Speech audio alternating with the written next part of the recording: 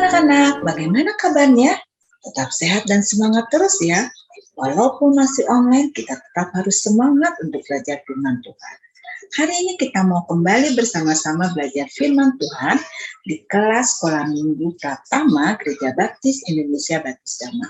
Sebelum kita mulai belajar, kita minta pimpinan dari Tuhan Yesus. Mari kita berdoa. Tuhan Yesus, terima kasih hari ini kami boleh kembali bersama-sama belajar firman Tuhan. Berkati kami ketika kami mendengar firman Tuhan, biarlah kami boleh mengerti, memahami, dan melakukannya di dalam kehidupan kami sehari-hari. Terima kasih Tuhan Yesus, amin. Oke, sebelum kita mendengar firman Tuhan, kita mau bersama-sama memuji Tuhan dulu ya. Ayo kita naikkan pujian dengan penuh semangat. Buka hatiku untuk firman-Mu, ku ingin menjadi seperti Yesus. Berfirmanlah Tuhan, ku mau mendengar dan melakukannya setiap hari. Roh Kudus yang manis, tolong aku menuruti firman Tuhan. Roh Kudus yang manis, jadikanku anak Tuhan yang manis.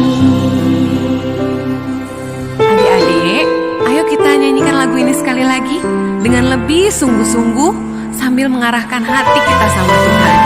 Kita ingat kebaikan Tuhan Yesus dalam hidup kita. Buka hatiku untuk firman-Mu, ku ingin menjadi seperti Yesus. Berfirmanlah Tuhan, ku mau mendengar dan melakukannya setiap hari. Roh Kudus yang manis, tolong aku menuruti firman Tuhan. Roh Kudus yang manis, jadikanku anak Tuhan yang manis. Judul pelajaran kita hari ini, Roh Kudus memberi kekuatan murid Yesus untuk bersaksi. Diambil dari firman Tuhan, 1 Korintus 2 ayat yang ke-1 sampai dengan yang ke-5. Nah anak-anak, kita dengar ya pembacaan Alkitab dari 1 Korintus 2 ayat 1 sampai dengan yang ke-5. Kita simak baik-baik. Demikianlah pula, ketika aku datang kepadamu, saudara-saudara, aku tidak datang dengan kata-kata yang indah atau dengan hikmat untuk menyampaikan kesaksian Allah kepada kamu. Sebab aku telah memutuskan untuk tidak mengetahui apa-apa di antara kamu selain Yesus Kristus, yaitu Dia yang disalibkan. Aku juga telah datang kepadamu dalam kelemahan dan dengan sangat takut dan gentar. Baik perkataanku maupun pemberitaanku tidak kusampaikan dengan kata-kata hikmat yang meyakinkan, tetapi dengan keyakinan akan kekuatan roh, supaya iman kamu jangan bergantung pada hikmat manusia, tetapi pada kekuatan Allah.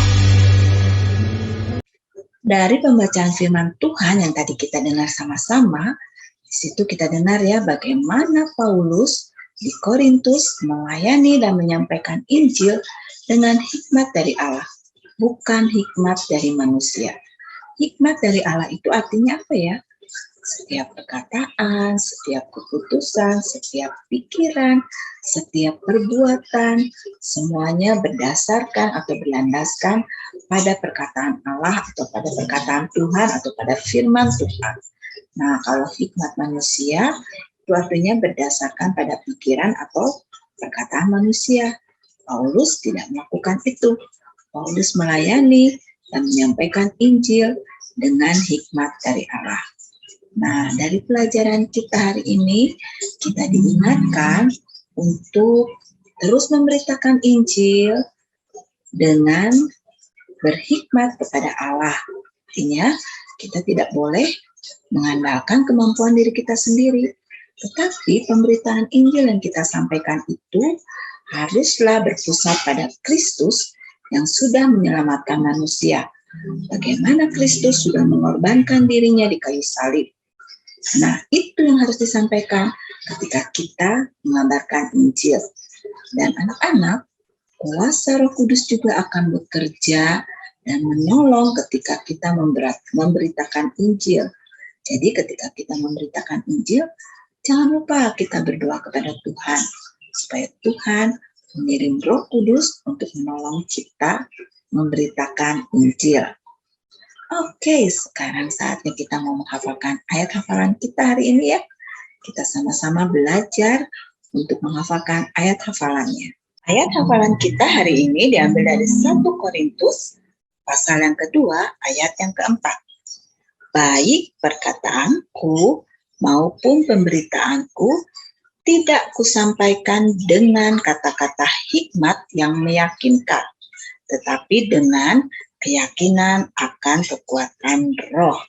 Kita ulangi lagi sama-sama ya. 1 Korintus pasal 2 ayat yang keempat.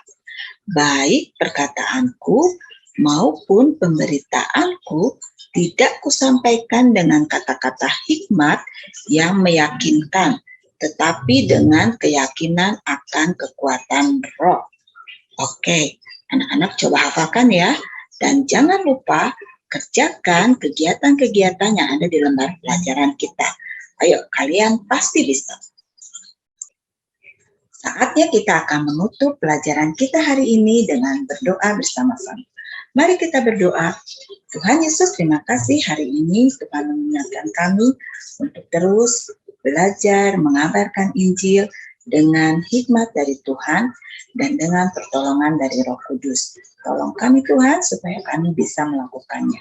Berkati kami dengan kesehatan supaya minggu yang akan datang kami boleh kembali bersama-sama belajar firman Tuhan di kelas sekolah minggu online.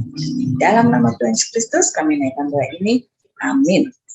Oke anak-anak, sampai ketemu lagi minggu yang akan datang. Tuhan Yesus memberkati kalian semua. Bye-bye.